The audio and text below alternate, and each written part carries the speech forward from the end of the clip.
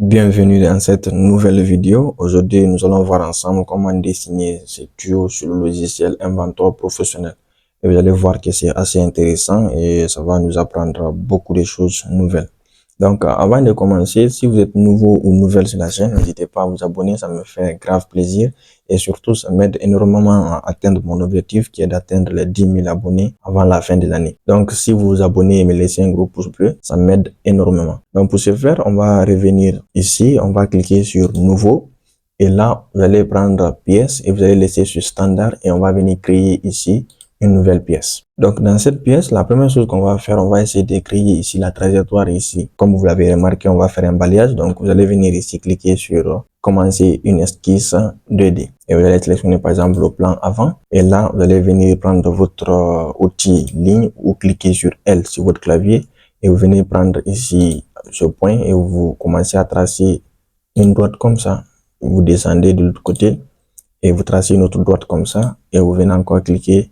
Là, vous tracez une droite comme ça. Donc là, vous faites OK. Et vous pouvez un peu vous déplacer en cliquant sur la moitié de la souris. Vous pouvez vous déplacer comme ça. Donc, ce qu'on va faire, on va essayer de coter tout ça. Vous allez venir prendre ici cote et vous allez prendre la première droite là. Vous allez renseigner une certaine dimension. Et cette dimension, vous allez donner par exemple 25 mm. Et vous venez prendre par exemple cette droite. Et là, vous renseignez une dimension par exemple de 25 mm aussi.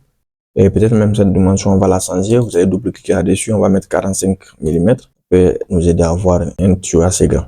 Donc, ce qu'on va faire maintenant, vous allez venir prendre cette droite et vous allez renseigner une dimension de 25 mm aussi ici. Et on est tout bon là. Donc, vous allez faire un clic droit et vous faites ici OK. Maintenant, vous allez venir ici, sélectionner cette droite, vous allez la supprimer et on va revenir ici dans Créer. Vous allez prendre ici Arc. Prenez Arc par 3 points. Vous sélectionnez par exemple ce point-là. Vous sélectionnez encore par exemple ce point. Et là, vous déplacez jusqu'à ce que votre arc soit tangent. Et là, quand c'est tangent, vous allez voir des deux côtés, un petit symbole va s'afficher. Donc, c'est le symbole de tangence et vous cliquez. Donc, c'est ce symbole-là qui est le symbole de tangence. Donc, ici, vous faites OK. Et maintenant, vous allez voir que votre droite-là peut se déplacer comme ça. Donc, ça veut dire que la droite n'est pas horizontale ni verticale. Donc, ce que vous allez faire, vous allez venir ici dans Contrainte, vous allez prendre ici vertical. Et quand vous prenez vertical, vous allez sélectionner votre droite. Et là, la droite sera automatiquement verticale. Maintenant, vous allez venir prendre ici congé et dans votre congé, vous allez renseigner ici une dimension de 10 mm. Je m'excuse, vous renseignez une dimension de 10 mm et vous venez prendre ici les deux droites là. Et là, automatiquement, un congé de 10 mm s'applique. Et vous faites ici fermé. Donc, à partir de là, vous avez votre profil qui est entièrement terminé. Donc, vous n'avez aucune autre modification à faire. L'esquisse est entièrement noir. Donc, c'est tout bon. Vous venez ici, vous cliquez sur terminer l'esquisse. Et là, on va créer un plan le long de cette trajectoire pour pouvoir nous fixer et dessiner ici notre profil. Donc, pour ce faire, vous allez venir dans fonction et dans fonction, vous allez prendre ici plan. Quand vous sélectionnez ici, vous prenez plan, vous sélectionnez cette droite et vous sélectionnez par exemple le point là. Dès que vous d'abord vous positionnez là-dessus, vous avez l'aperçu, vous cliquez là-dessus et là automatiquement le nouveau plan se crée. Et vous allez voir la mode arborescence, le plan est là. Vous sélectionnez votre plan, vous cliquez là-dessus et le petit menu qui va s'afficher, vous cliquez sur créer une nouvelle esquisse. Là, vous venez prendre ici cercle, par exemple, et vous venez ici, vous fixez au centre de votre repère et vous vous déplacez. Vous pouvez renseigner une dimension, par exemple, de 14 mm. Vous faites OK. Donc là, vous allez voir votre esquisse est entièrement contraint. Donc, on peut cliquer sur, par exemple, ce plan. Vous allez faire Alt plus V. Le plan sera caché. Donc là, vous allez venir cliquer sur terminer votre esquisse. Vous appuyez sur Shift sur votre clavier et la molette de la souris. Vous pouvez faire une rotation comme ça au lieu de venir ici, prendre ici orbite. Donc à partir de là, vous allez venir dans Créer. Vous allez cliquer ici sur Balayage. Vous cliquez sur Balayage et là, automatiquement, ici, Inventor sélectionne votre profil. Et à partir de là, le contour est sélectionné. Vous venez prendre la trajectoire et vous cliquez sur ici et vous avez automatiquement votre trajectoire qui est formée. Vous sélectionnez ici alors OK et là, vous avez terminé ici votre balayage. Ce qu'on va faire maintenant, on va venir dans Modifier. On vient prendre ici Coque. Cliquez ici sur Coque. Et quand vous cliquez sur Coque, automatiquement, on va vous demander de supprimer des faces. Donc, vous allez sélectionner cette face.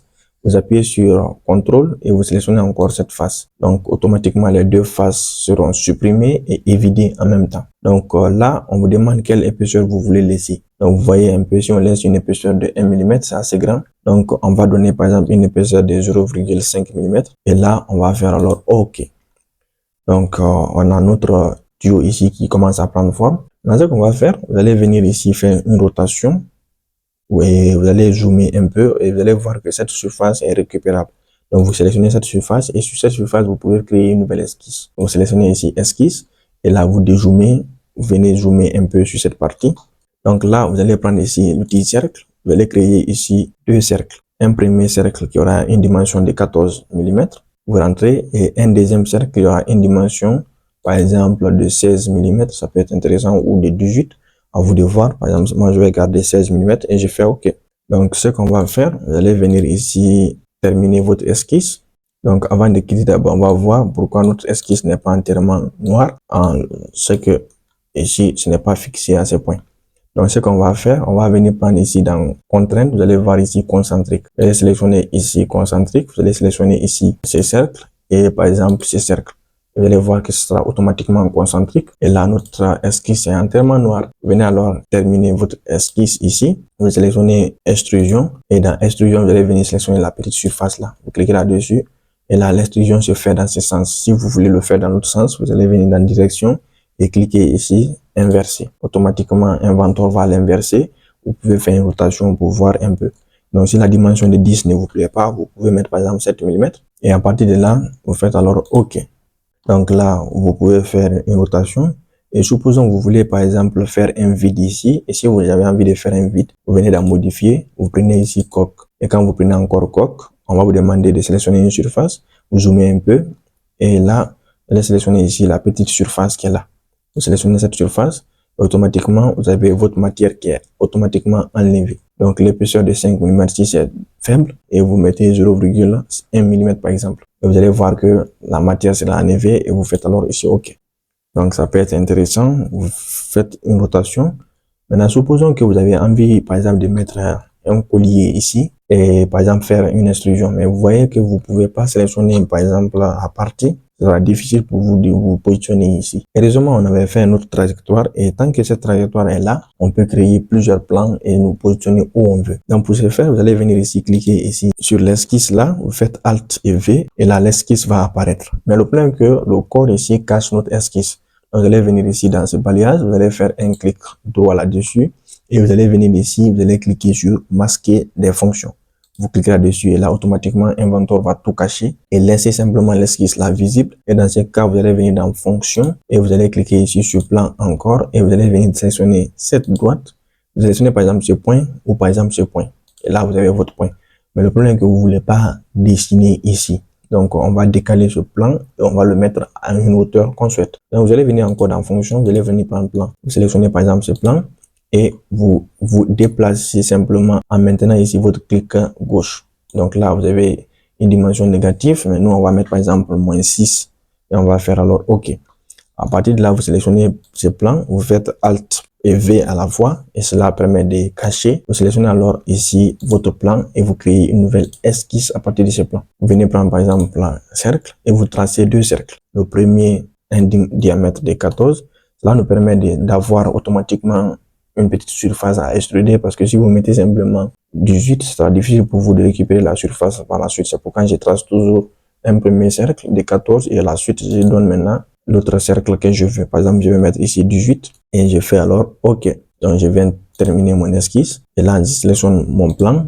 Je fais Alt et V, je cache. Je viens alors sélectionner ici extrusion. Je sélectionne alors la petite surface là et vous voyez ici directement l'extrusion se fait automatiquement. Donc, je peux garder les 5 et je peux faire par exemple une symétrie. Donc, je mets par exemple, au lieu de 7, je mets 5 et je fais alors OK. Donc, ici, vous avez votre collier qui est autour de votre tuyau.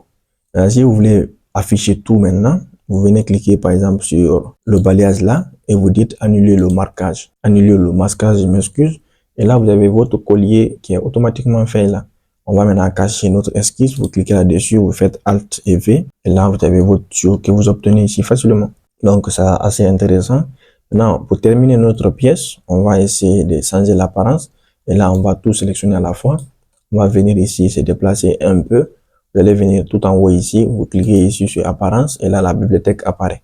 Vous cliquez sur le petit triangle là. Et vous venez ici tout en bas, vous prenez plastique. Et dans plastique, vous avez par exemple du verre.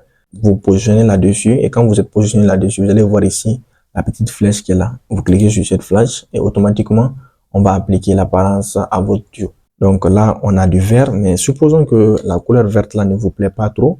Donc ce que vous allez faire, vous allez venir ici dans votre bibliothèque là, faire un clic droit sur votre couleur appliquée, faites un clic droit dessus et vous prenez ici modifier. Et dans modifier, vous avez ici votre couleur. Vous cliquez par exemple sur la couleur et vous venez prendre ici une des couleurs que vous voulez. Par exemple, on peut prendre du vert comme ça ou soit du vert comme ça et vous faites alors OK. Donc vous avez votre vert qui est là comme ça, mais il n'est pas vraiment un vert assez cool, on va dire. Donc vous allez venir ici dans finition. Au lieu de prendre malt, vous allez prendre par exemple poli. Donc vous allez voir que ça va avoir l'air poli. Donc vous pouvez alors cliquer ici sur la couleur. Vous pouvez prendre un autre vert comme celui-là et vous faites OK. Mais si vous voulez définir des couleurs personnalisées, vous cliquez là-dessus et là vous pouvez définir la couleur que vous souhaitez.